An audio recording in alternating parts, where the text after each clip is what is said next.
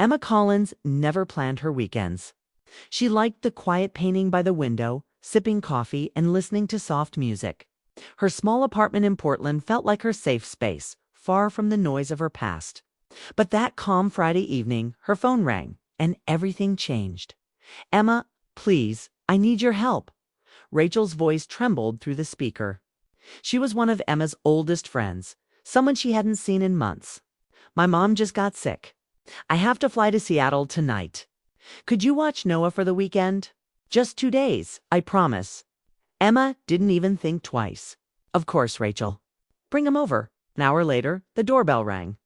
Rachel looked exhausted, her hair messy from rushing, her suitcase dragging behind her.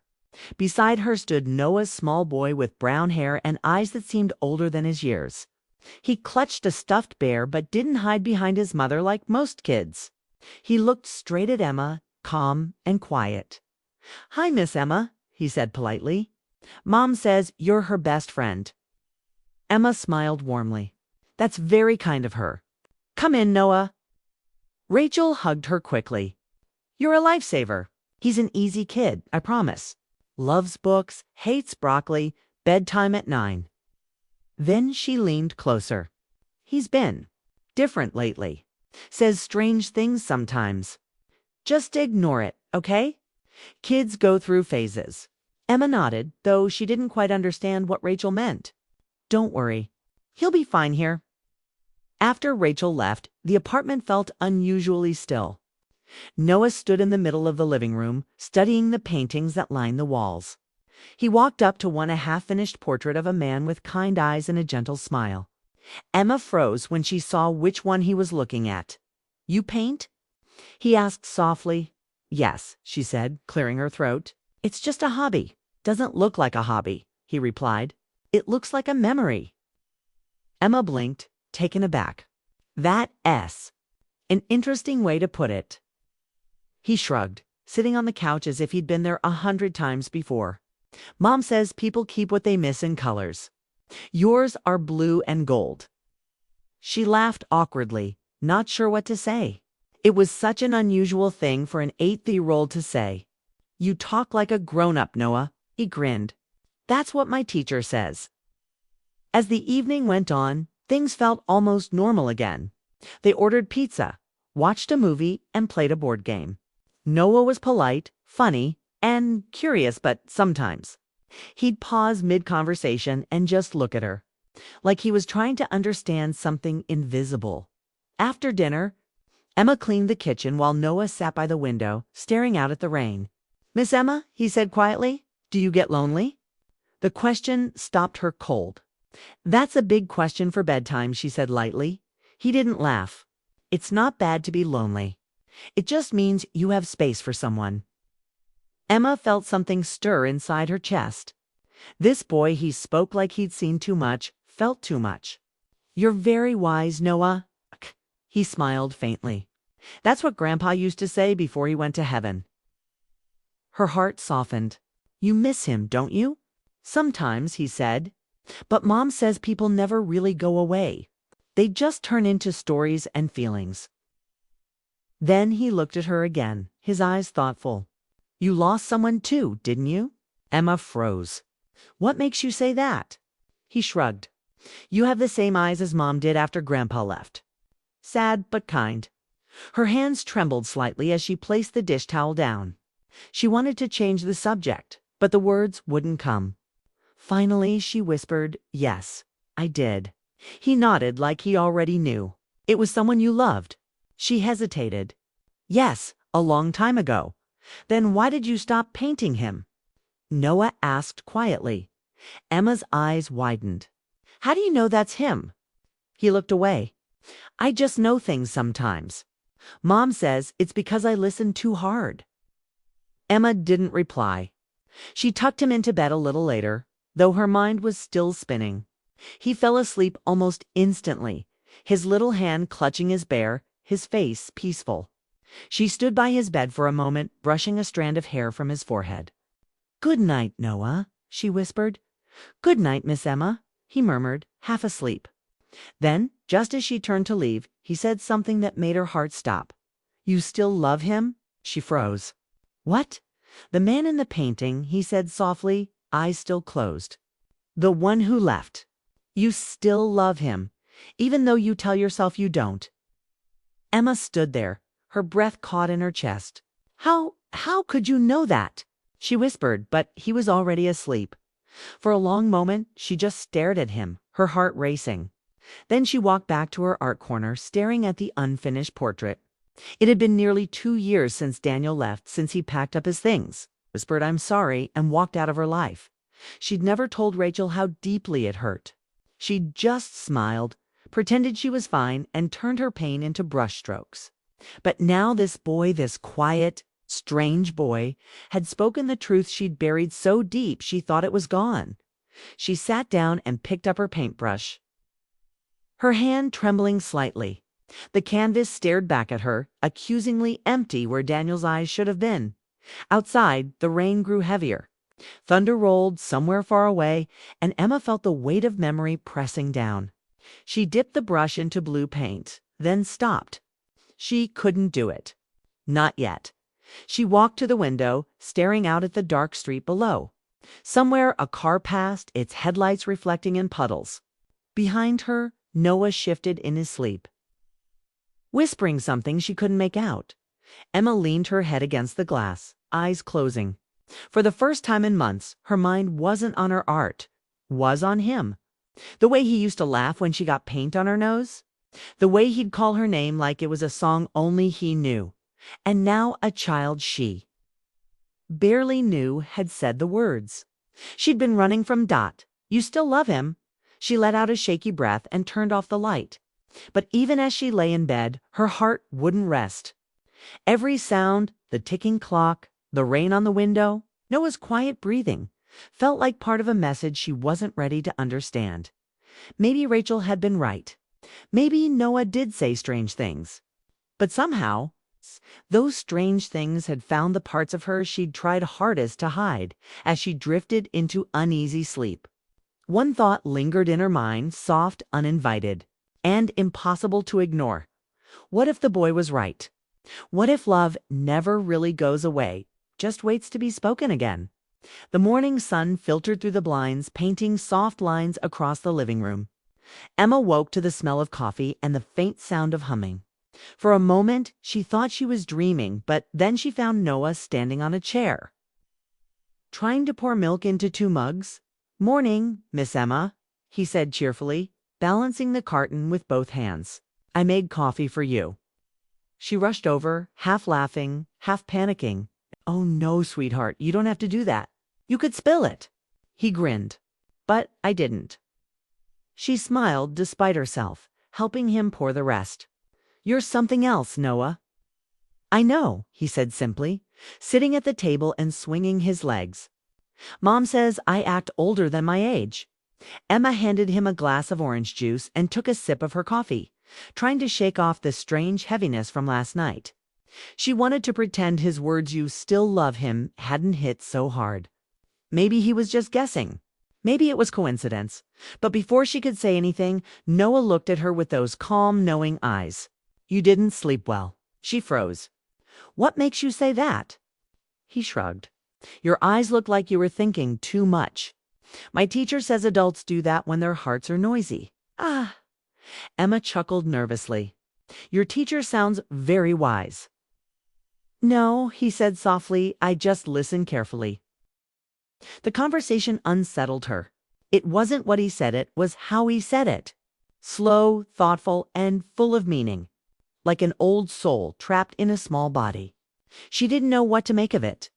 After breakfast, they went to the park. The air was crisp, the trees dressed in orange and gold. Noah ran ahead, laughing, kicking through piles of leaves. For a moment, he looked like any other childlike, free and full of life. Emma smiled watching him, feeling warmth she hadn't felt in a long time. But then, as he slowed and looked up at her, the playful sparkle in his eyes softened into something deeper. "Was he kind to you?" Noah asked suddenly. Emma blinked. "Who?" "The man you painted," he said, his tone calm. "The one you loved." Her heart stumbled in her chest. That S? A very personal question, Noah. I'm sorry, he said quickly, his voice small. You don't have to answer, she sighed, looking down at the path. He was kind. But life got complicated, then why did he leave? She hesitated, staring at the distant horizon. Sometimes love isn't enough. People get scared. They run before they get hurt. Noah nodded, thinking about it. I don't think love ever goes away, though. Maybe he just forgot how to see it. Emma couldn't find words. She felt her throat tighten. She crouched down to his level and brushed a leaf off his shoulder. You're too wise for your age, Noah. He gave her a soft smile. Mom says I just say what people already know, but are too afraid to say out loud. They walked home in silence after that. Emma tried to shake off the strange, almost magical feeling this boy gave her. He wasn't just perceptive. He felt like someone sent a reminder of things she'd buried. Later that afternoon, while Noah napped, Emma sat by her easel again. The painting stared back at her, unfinished and cold. She picked up her brush but couldn't make herself move. Every color she chose felt wrong. She looked toward the couch where Noah slept, his small chest rising and falling peacefully. Something about him calmed her, but also made her heart ache. When he woke, he found her still sitting there, lost in thought. You're thinking about him again, he said, rubbing his eyes. Emma turned, startled. Noah, how do you always know? He tilted his head. Because you're holding the brush like you want to call him. She laughed weakly. Call him. I can't do that. It's been too long. Sometimes, he said. Curling up beside her, people wait for a call they're too scared to make. Her breath caught. Who told you that? He shrugged. I just know it's true. For the rest of the evening, his words echoed in her head. She made dinner, helped him with a puzzle, and pretended everything was fine, but her mind was far away, circling around one name she hadn't spoken aloud in months. Daniel, that night. After Noah went to bed, Emma sat in the dark, her phone glowing in her hand. She scrolled through old messages she had never deleted, reading words that once made her heart race. Miss you. I'll call tomorrow. I'm sorry. She whispered his name under her breath, feeling the familiar ache in her chest. Her thumb hovered over his contact. It had been nearly 2 years. What if he'd moved on? What if he didn't even remember her? Her heart said one thing. Her fear said another. Then she remembered Noah's small, steady voice. People wait for a call they're too scared to make. Emma closed her eyes, took a breath, and pressed the call button. It rang once, twice. Hello. The voice was deeper now, but she recognized it instantly. Daniel. She froze, heart pounding. Hi, she whispered, almost afraid of her own voice. It's me. There was a long pause. Then he breathed out, shaky, almost disbelieving. Emma, I can't believe it's you. She smiled nervously. Yeah, it's been a while. I've wanted to call you so many times, he said softly. But I thought you'd never want to hear from me again. I wasn't sure either, she admitted. But I guess I just ... needed to know how you were. I'm better now, he said. But hearing your voice, it feels like home again. They talked for hours about nothing, about everything, about work, about life, about all the small things that had changed and the big things that hadn't. His voice still had that warmth she remembered, the one that used to make her feel safe. By the time she hung up, the sky outside was pale with morning light.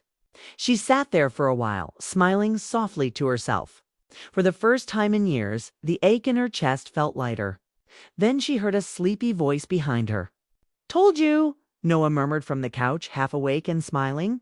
Sometimes you just need a little push. Emma turned to look at him, her eyes wide with surprise. Noah, were you awake this whole time? He yawned. Not really. Just enough to know you're smiling again. She laughed, a quiet, teary laugh. You really are something, kid.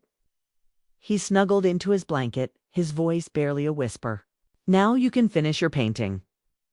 As he drifted back to sleep, Emma sat there, stunned and grateful. The boy's words had opened something inside her, a door she thought was locked forever. She looked at her easel again, at the unfinished portrait that once felt too painful to touch. Now, for the first time, she picked up her brush with steady hands.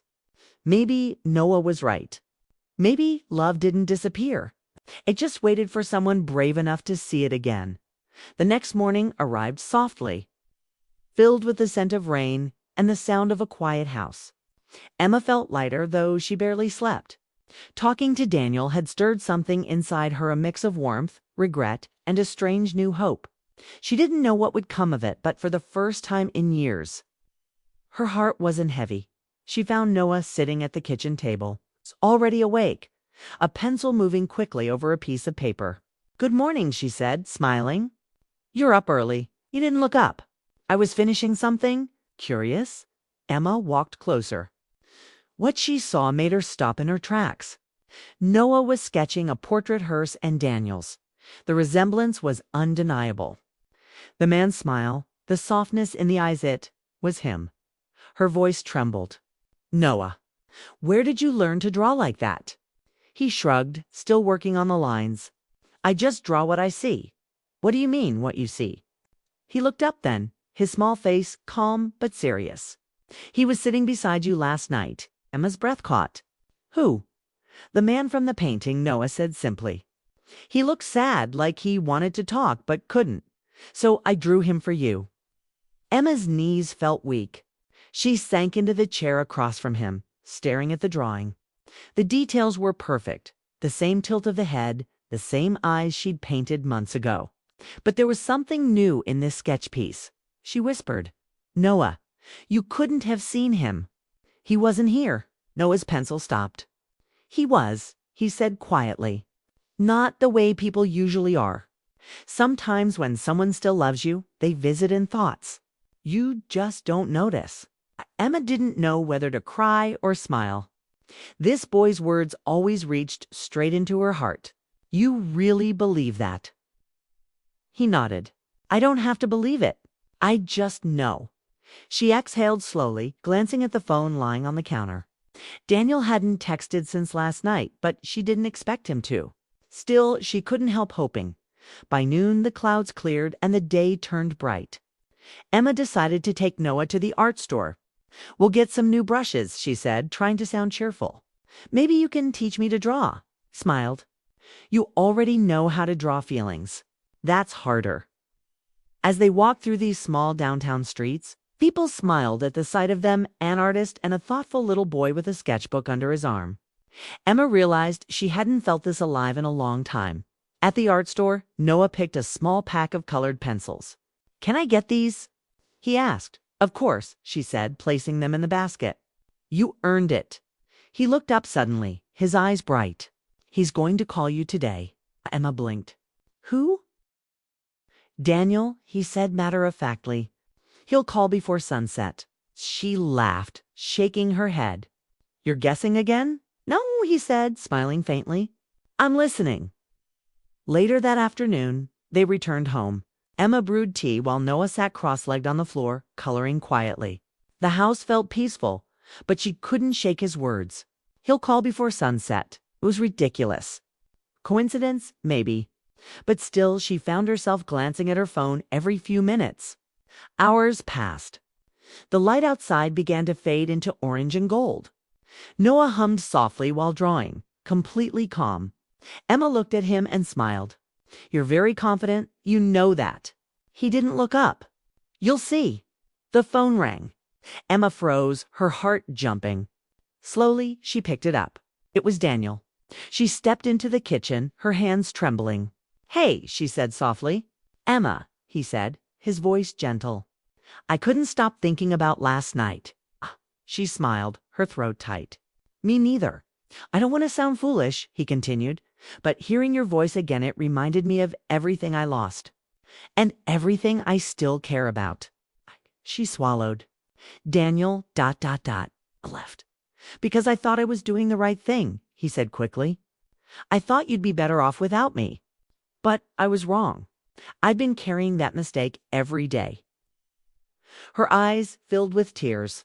"I didn't hate you for leaving," she whispered. "I just hated the silence." He was quiet for a moment. Then softly he said, "Maybe it's time we stop being silent." They talked again for a long while, laughing, this time remembering good things instead of the pain. When she hung up, her cheeks were wet, but her smile was real. She turned around and there was Noah in the doorway, watching her. "I told you," he said with a little grin. Before sunset, Emma laughed through her tears. "How do you always know, Noah?" He shrugged, his voice calm. "I think your heart wanted it too much to wait any longer." That night, Emma tucked him into bed. The moonlight glowed across his small face, peaceful and wise all at once. "Noah," she whispered, "you've helped me more than you know." He smiled sleepily. "You helped me too." She frowned gently. "How you reminded me that love doesn't die. It just gets quiet." Emma sat by his bedside for a long moment, brushing his hair from his forehead. "You're an extraordinary boy, Noah." He smiled faintly, eyes already closing. "Mom says it's because I listen with my heart." When he drifted off, Emma walked back to her easel. The old painting of Daniel waited and finished, forgotten for months. She picked up her brush. Her hands didn't shake this time. She added color to the background, warmth to his eyes, life to his smile. Each stroke felt like healing. When she was done, she stepped back. For the first time, the painting felt complete, not just a memory of what she'd lost, but a reminder of what could return. Her phone buzzed with a message. She opened it. "Daniel, you free for dinner tomorrow?" She smiled, her heart full. "I'd love that." Before going to bed, she checked on Noah one last time. He was sound asleep, his sketchbook open beside him. On the page was another drawing, this time of a sunrise. Underneath it, in small, careful handwriting, he'd written, "New beginnings are never late." Emma touched the page, her eyes soft. Maybe this boy really could hear hearts. Or maybe he just reminded people how to listen to their own. Either way, she knew this much: he had changed something deep inside her. For the first time in years, Emma wasn't just remembering love. She was ready to live it again. The week after that night passed slower than time itself. Emily went about her work, folded laundry, cooked her meals, smiled at her coworkers. But her thoughts always drifted back to that quiet conversation in the living room. The way Ethan had looked at her, so serious, so certain. The way he'd said, "You make him happy." And me too. Those words stayed with her. They weren't romantic, not exactly, but they carried something warm, something real. When Sarah returned from her trip, she thanked Emily with flowers and endless gratitude. "You saved me," Sarah laughed as she handed over a coffee cup. "Ethan said you were amazing. He's been talking about you nonstop." Emily smiled, but didn't know what to say. Inside, her heart gave a quiet ache. She missed the little boy's energy, his drawings, and even the way he'd make her sit down to listen to serious things. A few days later, Sarah invited Emily for dinner to properly thank her. It was a small gathering, just Sarah, her husband Mark, Ethan, and Emily. The house looked cozy again, and Ethan ran straight into Emily's arms when she walked in. "You came back," he said, his voice full of joy. Emily hugged him tightly, feeling a wave of warmth. Sarah noticed it too, smiling softly. "I think he's adopted you," she said playfully. During dinner, Emily tried to stay lighthearted, but she noticed Sarah seemed quieter than usual. Mark was distracted, glancing at his phone often. The warmth in the house from before felt slightly dimmer. When Ethan excused himself to get his drawings, Sarah took a deep breath and said softly, "I'm really glad you were here last week, Em. It means more than you know." Emily nodded, not sure what she meant. But she could see something behind Sarah's calm expression, a heaviness, a quiet sadness that she didn't voice. When Emily was leaving later that night, Ethan tugged her sleeve. "Can I tell you something?" he whispered. She knelt down beside him, smiling. "Of course, buddy." His voice dropped lower, serious in that oddly grown-up way he had. "You made Mom happy again." Emily blinked. "What do you mean?" He shrugged. "She laughed after you left last time. I hadn't heard her laugh like that in a long time. Emily's chest tightened, not from pride, but from empathy. She realized that behind Sarah's perfect smile was loneliness too, the kind that adults learn to hide. Weeks passed, and Emily's life continued, but something inside her had shifted. She began painting again, something she hadn't done in years. She smiled more easily, found herself thinking about the future instead of what she'd lost. Yet she couldn't shake the connection she felt to Ethan and quietly to Sarah's home. It had become a small piece of peace in her chaotic world. Then, one rainy evening, her phone rang. It was Sarah. Her voice was calm but tired. "Hey, can you come over? I know it's last minute, but I really need someone to talk to. Ethan's with Mark tonight." Emily didn't hesitate. "I'll be there in 10. When she arrived, Sarah looked fragile, sitting on the couch with a blanket around her shoulders, eyes red from tears. She didn't try to hide it. "Mark and I, we're separating," she said quietly. "It's been coming for a while. I just didn't want Ethan to feel it." Emily sat beside her, unsure what to say. She simply reached out and held Sarah's hand. They sat in silence, the kind that holds more comfort than words. After a while, Sarah spoke again, her voice trembling. "When Ethan told me what he said to you, about you making him happy, I realized he was right. You have this calmness. You walk in and the room feels lighter." Emily looked at her, surprised. "Sarah, you've been through so much. Anyone would know." Sarah interrupted softly. "You listen. You care. You make people feel seen. That's rare." Emily didn't know what to say.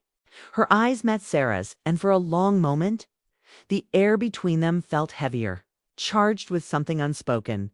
Not romantic in the traditional sense, but deeply intimate. Two hearts recognizing each other's pain and strength. The rain outside grew louder, and Sarah leaned back, letting out a long sigh.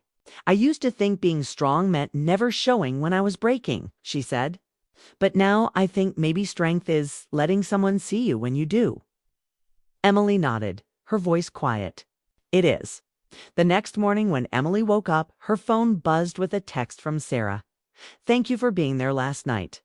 You don't know how much it meant." Emily smiled, replying simply, "You don't have to thank me. Friends are supposed to be there." But even as she typed the words, she felt that their bond had grown into something deeper, something that didn't need to be defined. Months passed, and Sarah moved into a new apartment nearby. She and Mark co-parented Ethan peacefully. Emily often visited, helping with homework, painting with Ethan, or sharing quiet dinners with Sarah.